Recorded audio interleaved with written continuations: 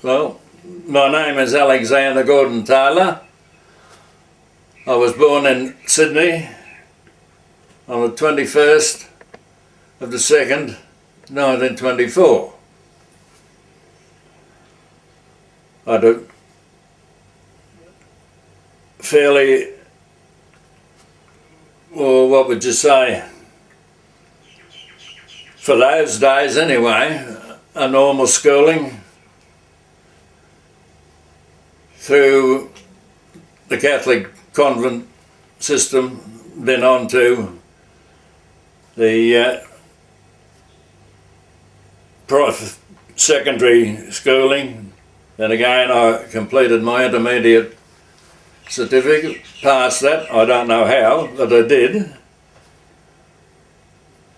I always had an interest in aviation, back to the Biggles books, which I had. I don't have them anymore though, unfortunately. Anyway, we went through all that stage and growing up, then had to go to work for a short time. World War II had started, and all the posters around showing the glamour boys. So eventually it came.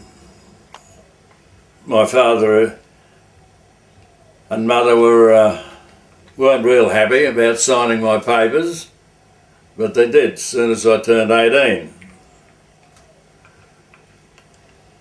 I had applied for aircrew training, and as was saying before, that I did not wait on the reserve to be called up. The Air Force offers us the opportunity of enlisting in a mustering called Aircrew Guard, which I readily accepted. AC2 Taylor, Aircrew Guard. I was posted to Cootamundra 1 AOS. I did 6 months guard duties, and then was called up to ITS for initial training for aircrew. I had visions, as every other one did too.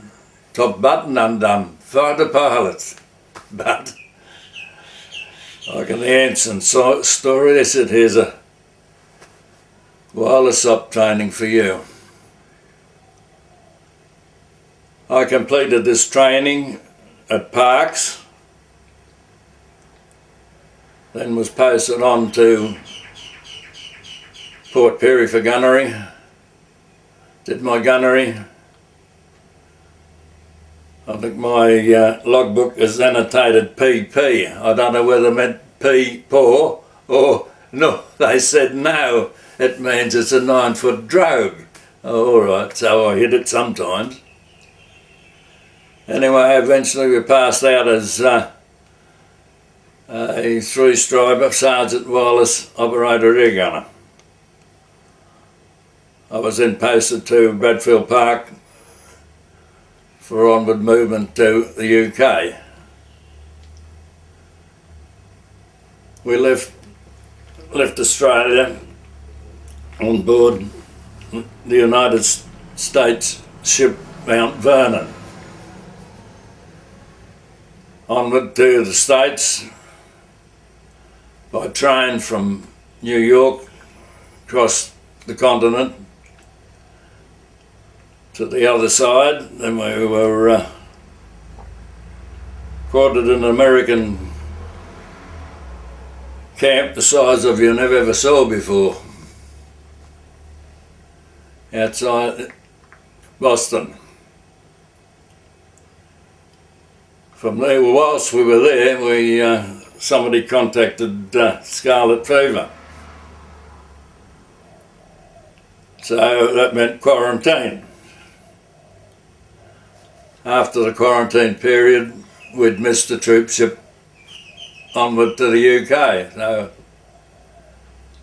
half the draft was sent on leave to Boston, half went to New York. When I went to New York, in 1943, wasn't a very good place to be. Anyhow, we came back to Camp Miles Standish, and somebody else had contacted scarlet fever. So we missed another troop ship. Anyway, they said enough of this, and they gave us some sort of test, which if we proved positive at something. Anyway, we were on board the Aquitania before you knew where you were. From there onwards to the UK, to Brighton,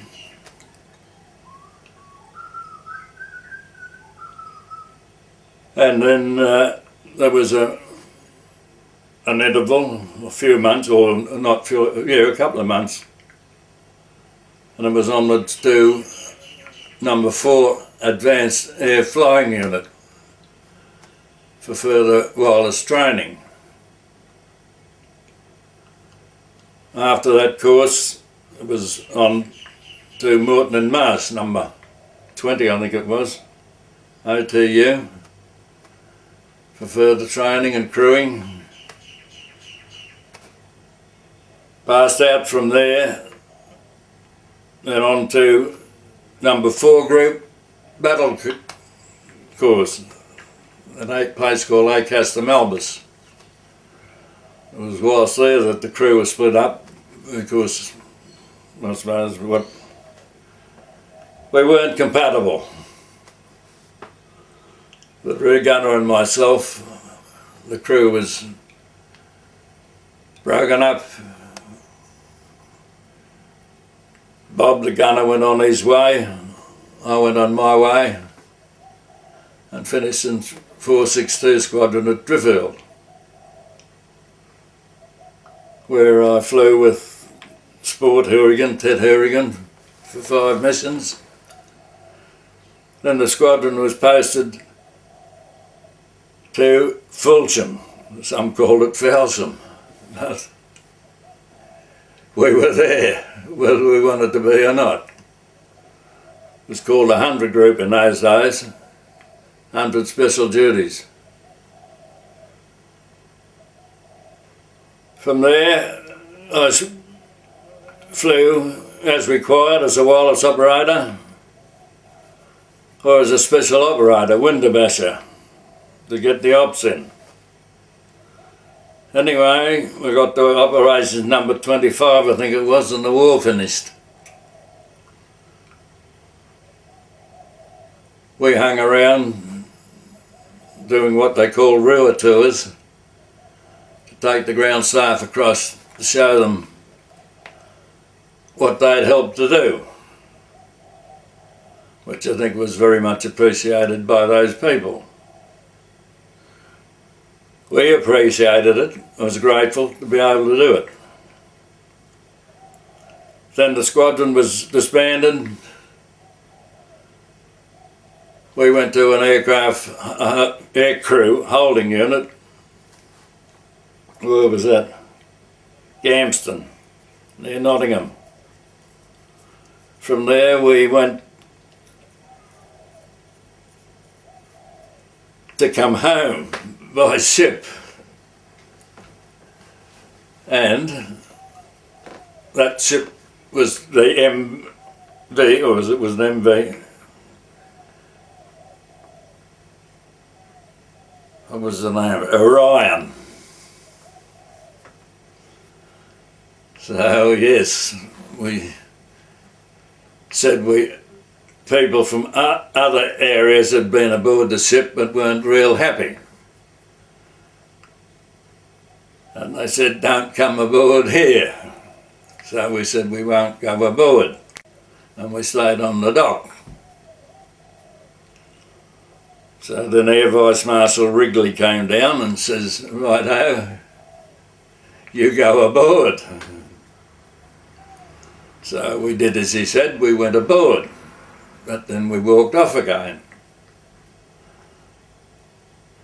And so they said, oh yeah, righto, well that's your last chance, up with the gangplank. So we spent it was November, I remember that. It was very cold. They said, well, you stay on the dock there. So the New Zealand senior officer, he came along and ordered these people aboard. They went aboard, we didn't. So to cut the story short, they sent us back to Gamston, and the people, the RAAF staff there weren't real happy because they'd all been stood down when we left and they were recalled. We stopped there for a short time, then back to Southampton on aboard the Durban Castle to come back to Australia. We came back and I was discharged in April 1946. Then the first enlistment. Well, basically on operations he did very little, except he maintained a listening out watch on a group, what they call a group frequency, listening for any wind speeds that were past, any recalls. If he didn't hear the recall, he went on his own. But mainly, you assisted, you had to log a call every half hour from group. So you had some spare time to assist others that wanted, particularly if the captain said, well, you know, another pair of eyes up here, or do this, can you do this, check this, everything. But mainly it was a fairly boring on operations. Coming back, it all depended on the fellow you flew with. He might say, can you give us some music? You tuned in the ABC and piped it to all. But that wasn't a very good thing because you could be listening and then an intruder follow you in. But it all depended on the captain then. But it was very boring actually on operations, a wireless op. As the war progressed, you didn't do, you were originally mustered wireless operator air gunner, but then you were remastered just a straight wireless operator air because there was no gunnery, you didn't do any gunnery, it wasn't required. Of course, earlier on, the wireless operator, he in the Halifax anyway, he manned a Vickers gas operated gun that was in the forward in the nose, but that was withdrawn once because there was no actual head-on attacks anymore, because the Hun found out that we'd have a turret with four guns could catch him coming in, so there was no need for a front gun. That's why I could never understand why a Lancaster still had a gun turret in the nose. Was there any voice communication, or was it all telegraphy? It was not normal, not normally, because voice was in its infancy in those days. As far as the only real voice was between the captain and the tower. Yep. But with our mob, sure, they carried a special operator, and he tuned in, and when the Hun vectored the controller vectored the fighters, he would block him out with a transmitter. What frequencies were you operating? Oh, they were VHF in those days. Or VHF? Yeah. Special equipment. Yep. the aircraft itself, I think the fitment, the radio fitment of the aircraft itself was they did have a voice capability with the TR9F equipment, but really the only voice was between tower and that was HF those two, not VHF, naturally. And what set did you use in the Halifax? Well, it was the same fitment on all aircraft. Okay. 5043, TR 5043. And did you find it easy to use? Was it well laid out? Yeah, no problem at all. With the transmitter, they call it click stops. The radio text, they could set up the transmitter and all you do was click it straight in. Straight on the frequency, not like today with just a switch. So did you have to tune up? Normally you tune your receiver to the frequency, back tune the transmitter to the receiver. You had what they call on the receiver a magic eye. Yep. And as you were tuning when you're on frequency, it was. Did you have a trailing antenna? Yeah. Okay. So whose role was that to it was in the Halifax, it was by you, but in the Wellington it was you met up a gunner. Okay, they'd been up a gunner. And he was screwing the what's the name in and you hit the transmitter. He got a nasty burn across his glove. Yeah. What sort of power output? Was it fairly powerful? Oh yeah. Oh, I forget what it is now. It was a good set. A good set. Okay. It was a good set. Well, the same fitment was in the Mosquito, the 5043, the TR, what's the name? But even the Lincolns, post-war, still had it. When I was at Townsville in what? 65, the Lincolns, the Lincolns up there then still had the Marconi equipment in it. You didn't fly with Eric Sunstrup, did you? Eric Sunstrup? No. He was a pilot back on the Lincolns back there. Lives up. No, well, I was on re-enlistment. I was in the communications centre. I wasn't. Actually, on the. I wasn't mustered aircrew anymore. Okay. Yep. I still wore a brevy because once you get it, you wear it forever unless you're a naughty boy. Or, as they called it in those days, LMF.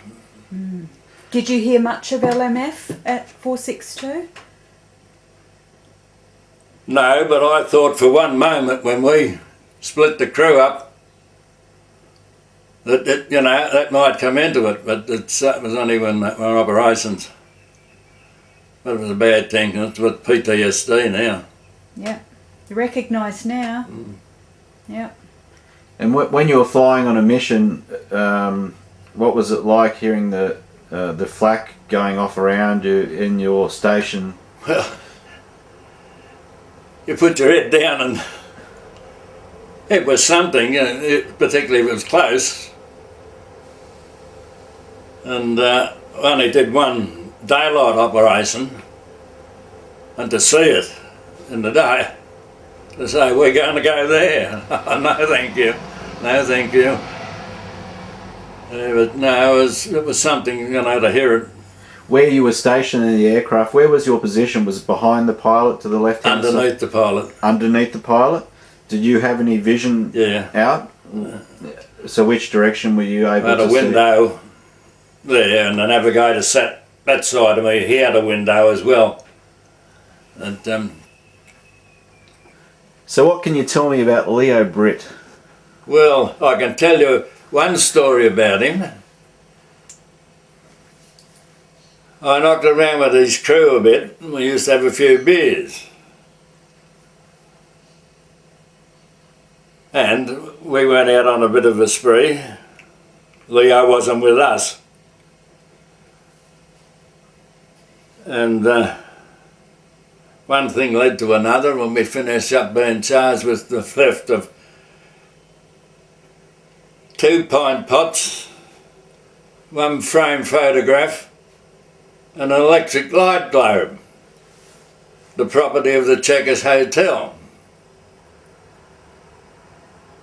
Anyway, the publican wasn't real happy and we got charged and we had to front the assizes. And of course Leo, being an officer, he was how come along to stand stead for us, tell us what good fellas we were and everything. Anyway, the outcome was we were fined 10 shillings each. And up till some time ago now, I had a copy of the summons. I can't find it now, but he wasn't happy that he had to come along and get his crew out of trouble. And me. Yeah, that was Leo. And where, I did knock around with, what was it, Timmy Spillane, Crookshanks was his navigator. when did you first meet Leo? Well, they were at Driffer when I got there. Okay. Yep. They'd been on ops. Yeah. The crew had been ops when I got there, and it was his other gunner. Did you fly with Leo after the war finished at all? Did you? I beg pardon? Did you fly with Leo after the war? No. I was, when I re-enlisted, I was ground. Yep. I didn't know he was still in the Air Force till I heard that he was a wing commander or something at Amberley, and the group captain he took over as at Townsville. Yeah, they were the days. Being wireless operator, what was the relationship like with the rest of the crew? Well, it was pretty good because in the main you were responsible for that they had good communications while you were in the air. You had to every day do a daily inspection of the aircraft and of all the positions of the crew members, and you had to check their helmets, which had the plug for communications throughout the. So if you didn't check that, you were in trouble. Everybody was in trouble. So they'd make sure and say, have you done the. Later on, the wireless up, he got equipment called Fish Pond, which was a part of H2S, and he could track anything come at the level of the aircraft and below, but not above. And he had a screen, and he could see a spot moving in a direction. And if it was constant, okay, it was one of the bomber stream. But if it was moving, odds on it was a fighter. Well, he could tell the rear gunner, or both gunners, that there was something coming in from that direction. And what sort of messages would you be receiving while you're into the mission from? Well, they were all coded. Yep. All coded. You carried code book with you. You carried spares for your transmitter and your receiver, in case anything went wrong. A few other books in a canvas bag. That was very handy when the captain wanted to relieve himself. If he yelled out, you put it over your head, didn't he? So you were getting as long as he let you know. Yeah.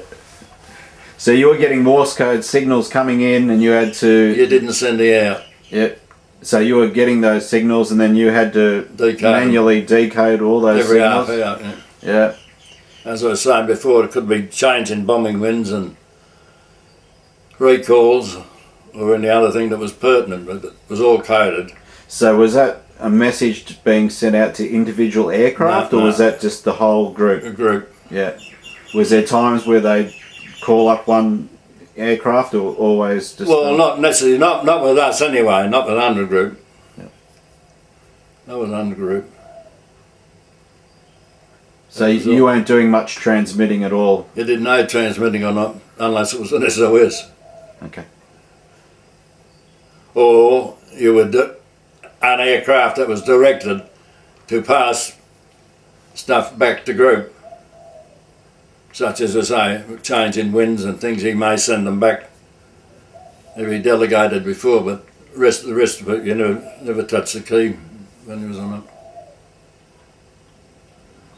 So that was you still did training while you were on the squadron. So you do cross-country trips where you got in, you kept up your practice on the key and had to pass messages, what they call messages to base, every turning point on the cross-country or. So Bluey, was training very intensive from the start and constant throughout? The first 6 months was. A lot of people didn't pass it. An hour of Morse and an hour of Morse followed by an hour of radio theory for 8 hours in a day. 4 hours in the morning, break for lunch, 4 hours in the afternoon. Round the bend, round the bend.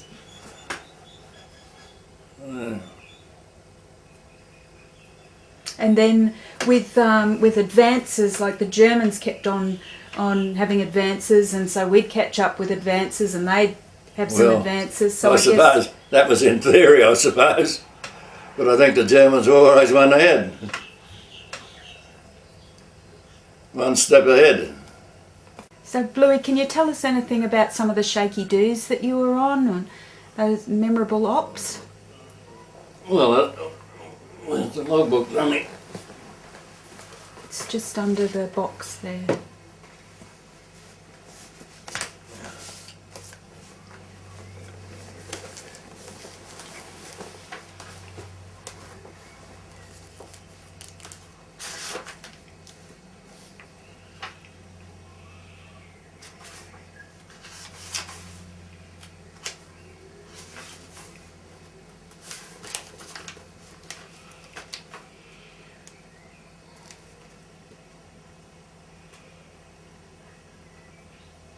There was a flying officer, Eli, I was flying with him on the 2nd of the 1st.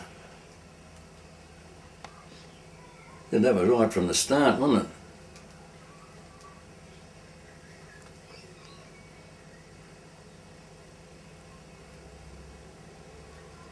I don't know if it was him or the next fellow that was flying. Anyway, we'd been airborne for some 6 odd hours and should have been back, but no sign of Fulsham. Well, I kept going, and navigator took a H2S fix, and we were over Colchester, which was what, up, skip and a jump.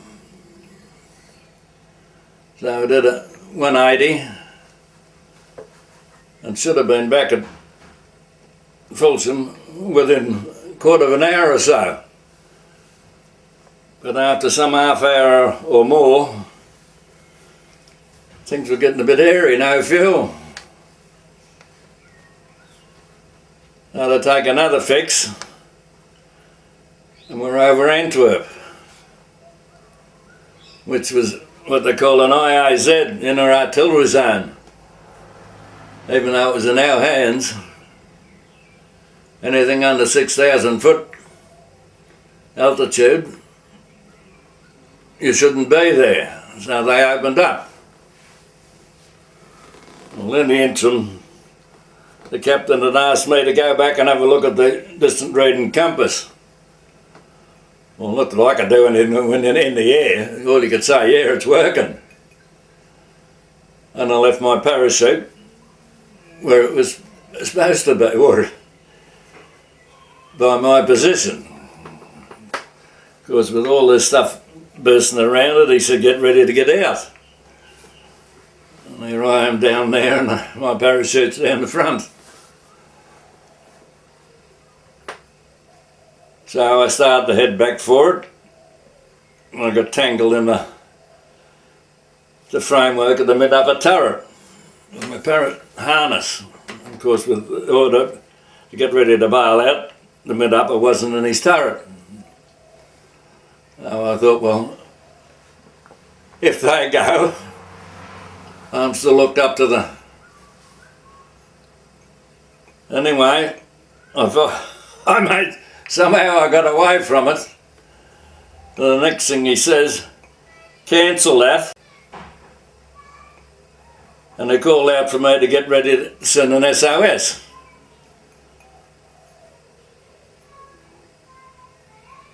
Then there was a chorus from all the crew. What about Darky?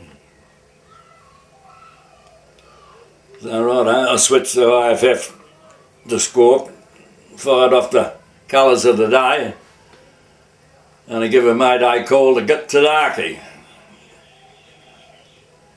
Of course, they come up straight away with the searchlights, heading, follow them, and we got to Woodbridge. But both compasses were out, because they'd given us up at Fulsham, not been landed anywhere and reported in.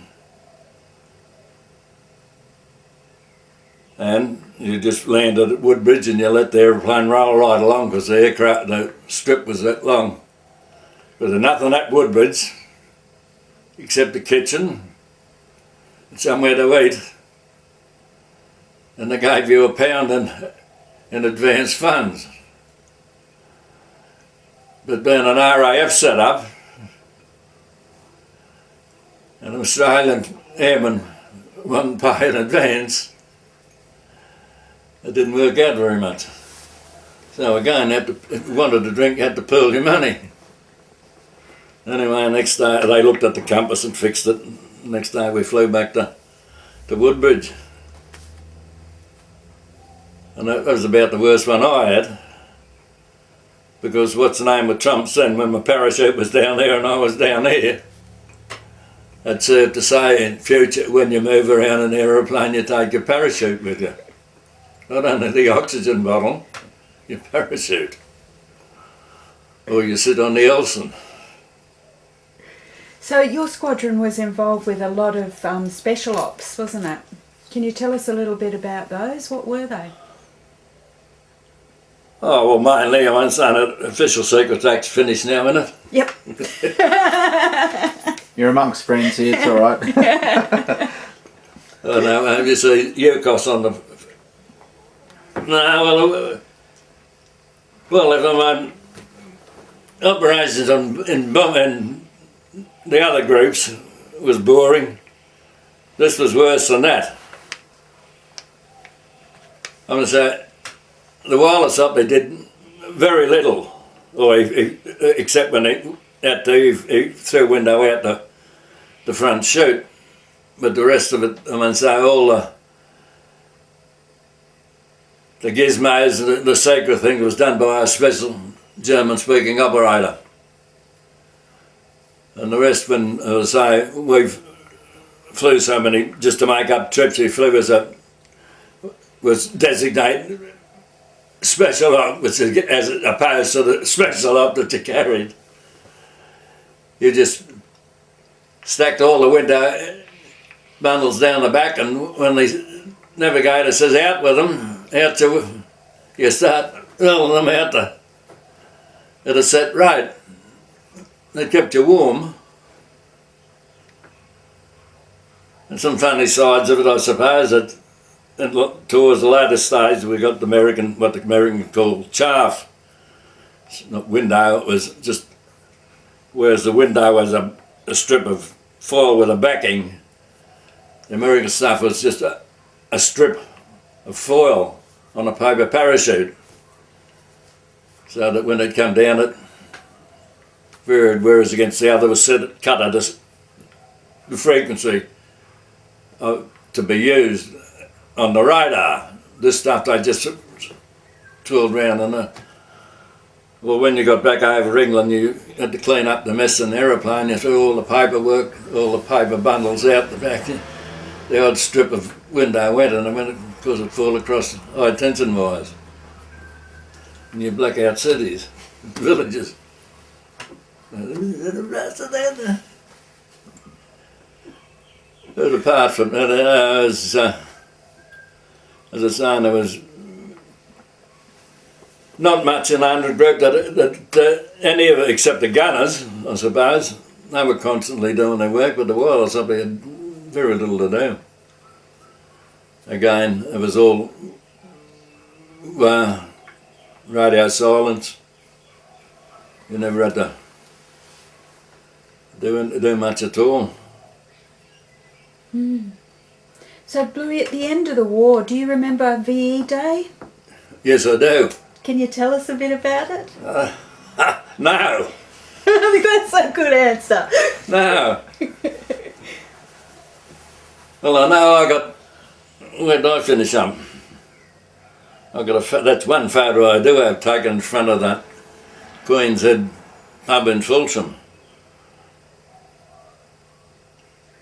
I got 48 hours orderly officer duty. Because, you know, everybody said, right, the war's over. Over into Norwich. Which you weren't supposed to do. But come back and they were still going. Well, as you say, Max said in his book that the bonfire they built, you could see for 100 miles. The mess had run out of beer. Of course, there's a hell of a mess to clean up after that. Well, who cared? Who cared? Was it hard to believe that the war was over? Well, it was. I was on the last trip. When was that?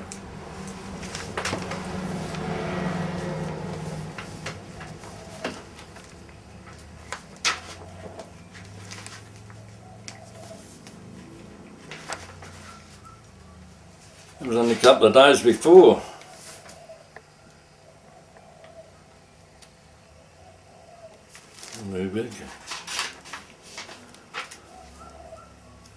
On the 2nd of May, when it finished on the 8th, the week before. Who was that? That was that bloody McGindle. Big time Ted. What was his book? Pimpernel Squadron. Have you got a copy of that? No, I don't. I've heard of it though. The archives. Unless you were commissioned and the next pilot, well, you didn't get a bloody mention in that. Yeah.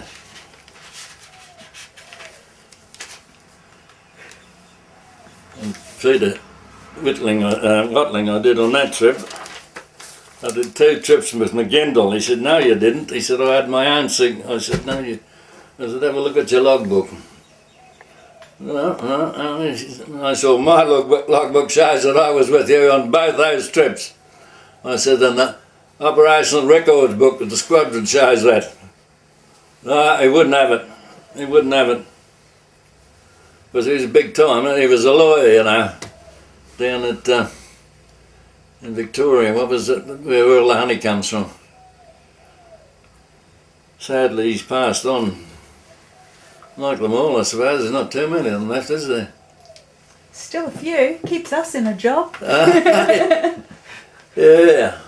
So what about, what came next after that? The war's over. How did you feel about your future? Well, there was still the operation that had to be mounted. All the crews had to fly, but the aircraft had to be ready for those. What do they call that operation? Manor? Was that all? No, it was test the radar. It's in the operation.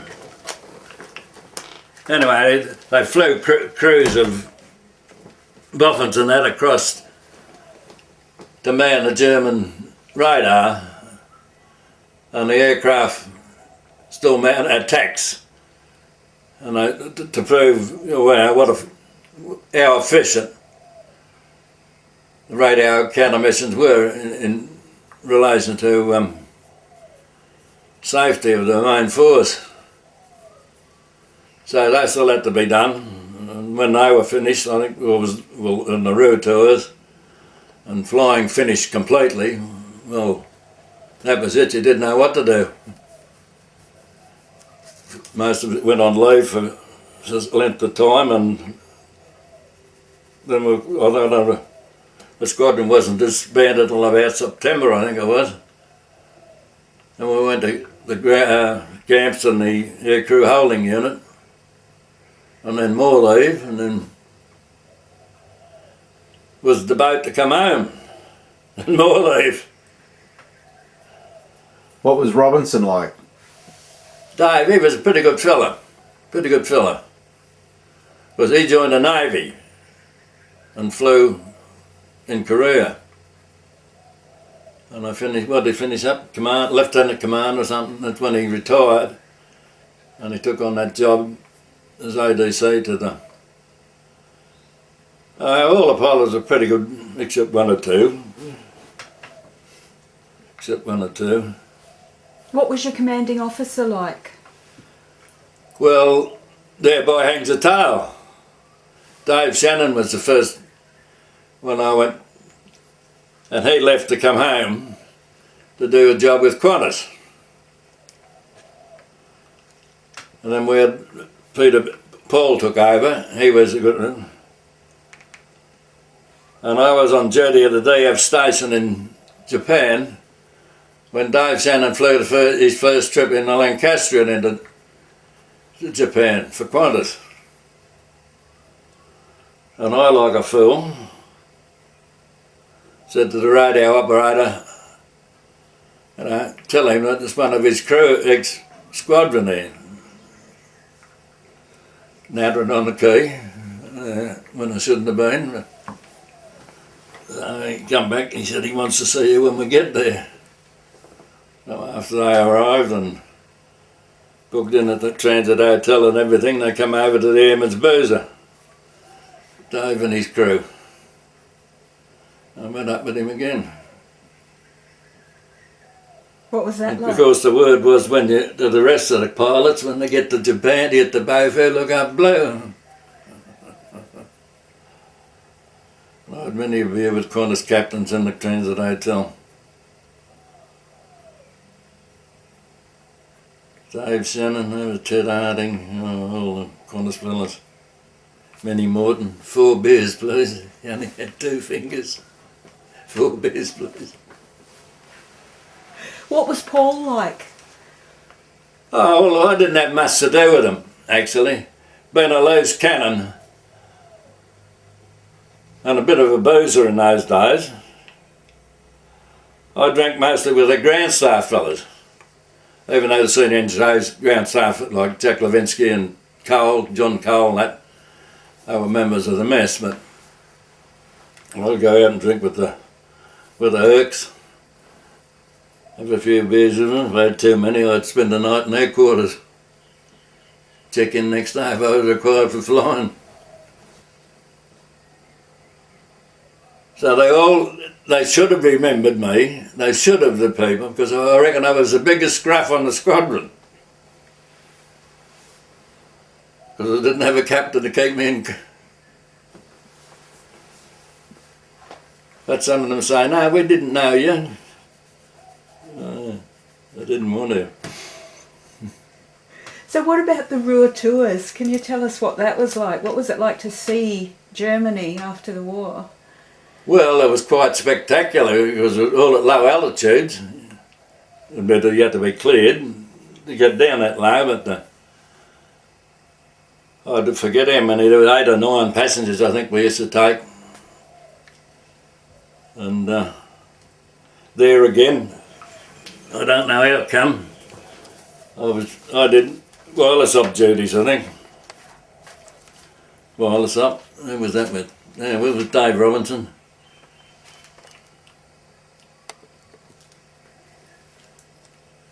What was that with? Oh yeah. Watling.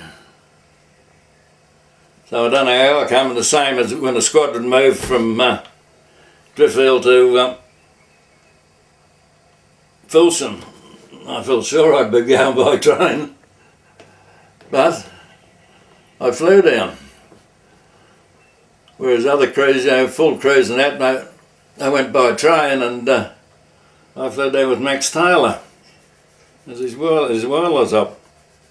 He did an hour's trip instead of a road trip or a train trip. Can you take us through a mission from the start of the day or the evening before you went out? Can you take us through what it was like, what happened beforehand, or anything? Well, there wasn't much happening, Greg. I mean, so you found out if you're going on, if you was on the battle order, and you knew then what you had to do. Went back and made your wills, or if you have anything you had that to do, and tidied all that up and made sure everything was. And you went at a meal, depended on what time it was taken off, because most of our stuff, well, it was all night time, except from 100 group anyway, it was all night time. And then you went, each crew member had to his own. The nav went to the nav leader, and the wireless up went to the SIG leader and everything. They got a briefing again, what was expected of them then, and it was just filling in time till they got in the bus and went out to the aircraft. It was again dependent on what time it was taken off. If it was a late take-off, well, you'd have a bit of a snooze during the late afternoon, if you could. Did you have to pick your parachutes up from a certain area, or? Oh yeah, you had to go to the safety equipment to pick up your parachute. That you had, and you had your own locker, which you kept your harness, your helmet, your May West, your boots, and well, everybody had a roll neck jumper, and you just got dressed again. Well, you didn't want to get dressed. Well, in the winter time, different. You needed to be dressed to be warm. But if the weather was a bit warm, you didn't want to have all that clothing on for too long. You didn't have heated clothing like the rear gunners? Rear gunner had a electrical suit. So he was the only one? What about the upper gunner? No, the upper gunner, I don't think his suit was... he had the heating pipe went along the length of the fuselage, because it came down and went right. I could put my hand on it. Yep. He did the front, the nose. The captain, well, he got the heat from the rear gunner. Well, I think was the only one that had electricals. Was your seating very comfortable to sit in on those longer missions, or was it very uncomfortable? Or that again, I was saying, for the rear gunner, well, I'm pretty sure most gunners had the pilot type parachute to sit on. Of course, he had to. If he had to get out in a hurry, he just turned his turret and fell out. He couldn't be looking for parachutes. But, I suppose, issue cushions, sitting on them for 6 hours or so at a time, got a bit of... And what was the Halifax like to do a takeoff on? Was it a very smooth, noisy? What was it like to... Oh, they were all noisy. Well, with the Halifax, with most of the crew, with the navigator, the bomb aimer and the wireless up station was in the nose. He had to go to the rest position for takeoff for landing. Because that was in the airborne Sakar equipped aircraft. There wasn't much room in the rest position. You had another operator there as well. So as a wireless operator, in the event of an emergency, where did you exit the aircraft? The exit hatch was right under the navigator's seat. All he did was pull the bolt and he fell through. You went out there with him. Because the navigator in Perfect World was supposed to be the first one out, wasn't he? Yeah. Yeah, well, he opened the hatch. Right, right. Whereas the mid-upper, he went out the hatch at the back, the entrance hatch, kicked that in, and the pilot went out the... Well, he got out as best he could. And of course it depends on what's happening, whether it's in a spin Well, that's or right, whether it's upside whether you're down on or fire nose or with down. them. Yeah, it's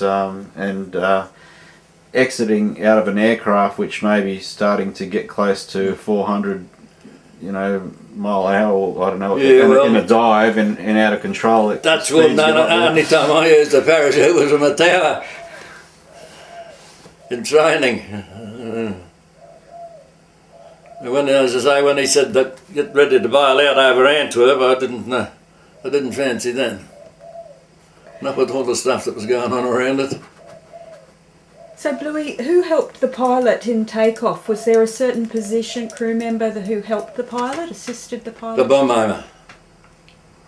And was that The engineer was in his panel, and the bomb aimer, he had a folding seat which came up beside the pilot, and he sat there and he used the throttles or whatever what was needed to assist the pilot, and when it was airborne and then on our way, well, the bomb aimer, he just lowered the thing and went down into the nose, or if the pilot wanted extra pair of eyes, he stayed around a lot longer.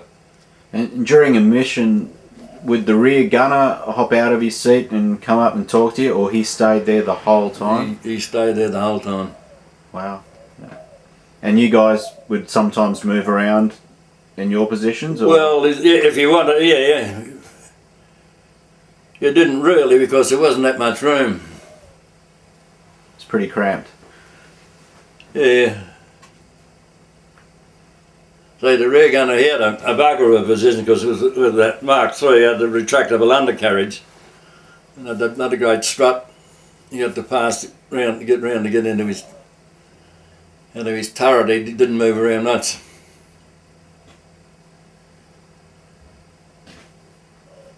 Because most tail-end Charlies were all small fellas. They had to be.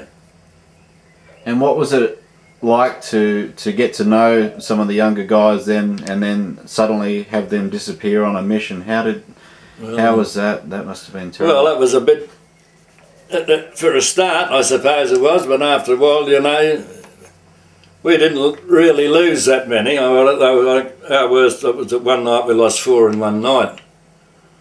That was a big blow. The other losses was single aircraft. It was different at Driffield. But,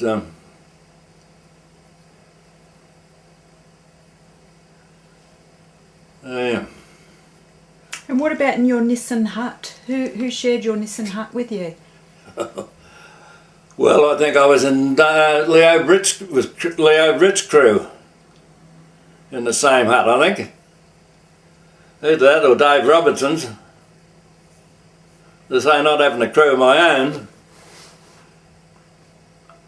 I spent most time that I did with those 2 crews, and except the ones I had to fly with. So would the pilot join you, or was he in a different area, or would the pilot be in the same hut? Well, the pilot was always commissioned. Yes, so he was separate. Yeah. Well, it was for a start they were.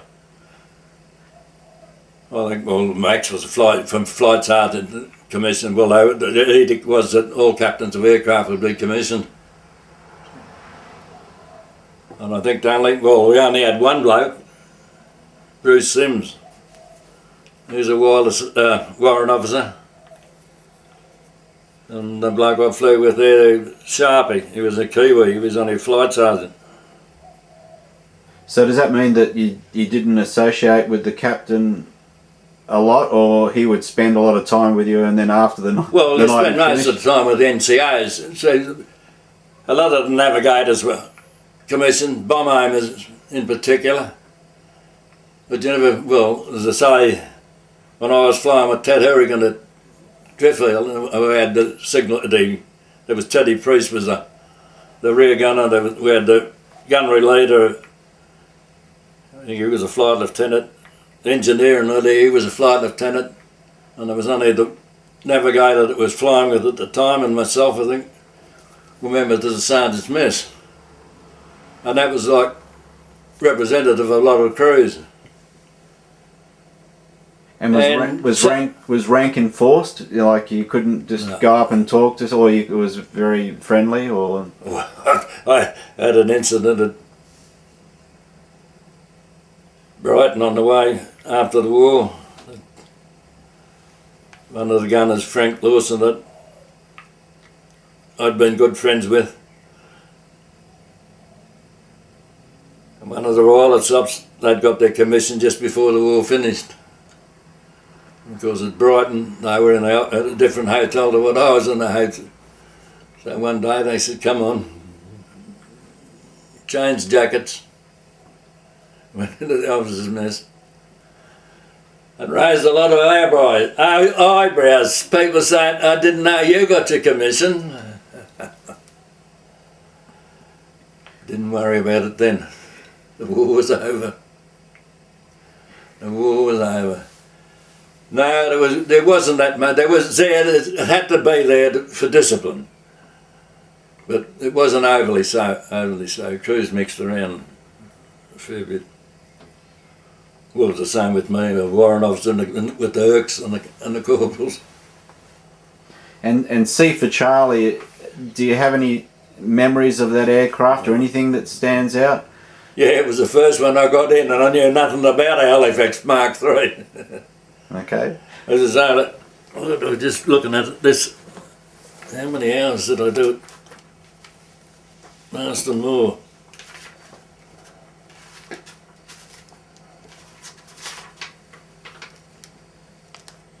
The total, grand total today, flying hours 1652, 15 hours. And it was a 5-week course for a crew. And I was just there to learn. I was on the Mark II Halifax. And I got into this bloody great thing. And you're going over Germany tonight. Where is this? Where's that? It's different from the other one.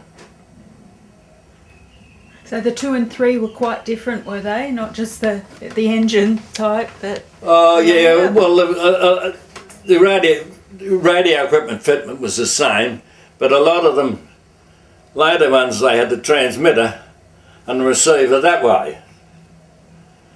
Most aircraft I flew had side by side,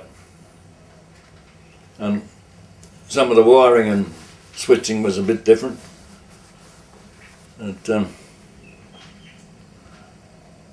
I think the pilot's lever to adjust his seat was the same as and the other one was the landing gear. So I think the bloke that I was just looking there, that fellow that I flew with, the RAAF sergeant and flight sergeant at 1652, he went on to captain Friday the 13th. I saw his name on the list of the pilots at the end that flew the last missions of Friday the 13th. So when you went back this time, did you go up to and have a look at Friday? No. No. Oh, we had no time. Right, yeah. That was an 8-day visit. I wanted to do things that, particularly pick up stuff for him, and I didn't get to go out to the museum, the trip to the museum, which I couldn't have gone anyway, Dilly Belly. But yeah, oh yeah, I was going to do a lot of things, but the trip was organised, and it was just, Yeah. So Bluey, what about correspondence home? Did you write letters home? Did you receive letters? oh yeah, the MLA used to, when they got the female, photographed it and sitting there, you said, you write your letter and you took it to the post office and they photographed it and same incoming and you shit. Then I kept in contact with my mum because I lived with my mum and my grandmother. My dad and mum separated and I was brought up by my grandmother, and they wanted to know naturally. Well, you couldn't tell them that much anyway, except that you were in fact writing a letter.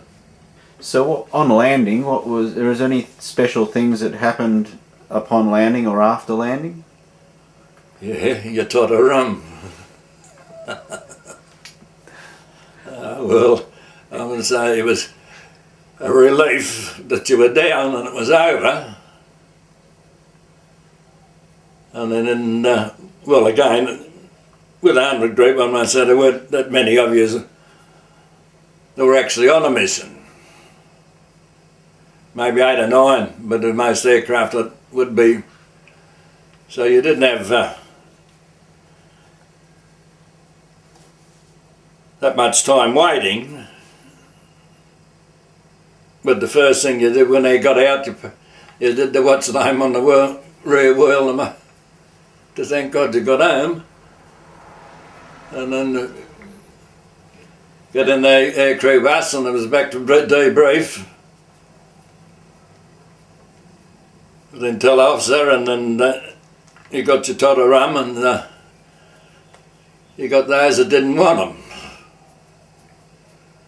Then there was a feed of bacon and eggs. Then it was off to bed. And the pilot didn't have very good vision after landing, was that correct? Well, it was pretty much not as bad as the Sterling. But he did have an area where there was a bit of a blind spot. So was it the flight engineer that used the lamp to... No, the wireless operator. The wireless operator did that, yeah? Oh. It was he stowed in the nose, and as I say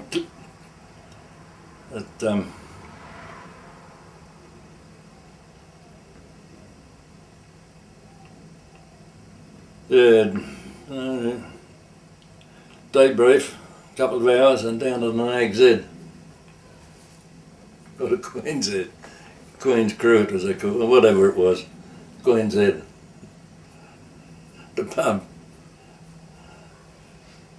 And do you have any funny stories? And the other one was was it VE Day? No, it must have been. We'd been drinking and decided to go down to the pub. And who had the bloody little Austin car?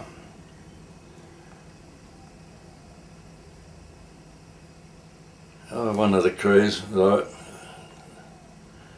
Either Dave Robertson's or not. Anyway, it was that small, and we were all in it. Down the pub, into the pub, because she tipped over. And Huey Sampson, the sergeant policeman, the police station was there, and he came across and he said, "Get that bloody thing out of here as fast as you can." He didn't book us. So, Bluey, what about things like good luck totems or little rituals that crews had or that you had?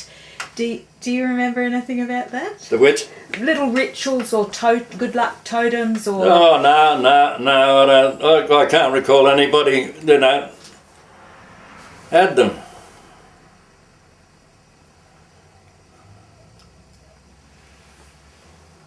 Of course, everybody had their own, little... I think mine was always to make sure the whistle was hanging from my collar. I didn't fancy that landing in the water. And visiting the back wheel when you got home. And visiting your back wheel when you got home. Yeah, well, that's it. That's if you needed it. As I say, most of my Air Force memories are my post-war ones. the ones that are still in me. So at 462, most aircraft had their own dispersal area that was just for them. It wasn't something. Yeah, we were one side, 192 was the other. And what other aircraft were at squadron hacks and communications, and most airfields had a fighter with them for fight affiliation training and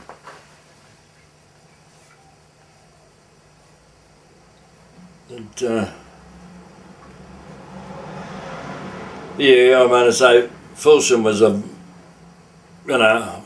very dispersed.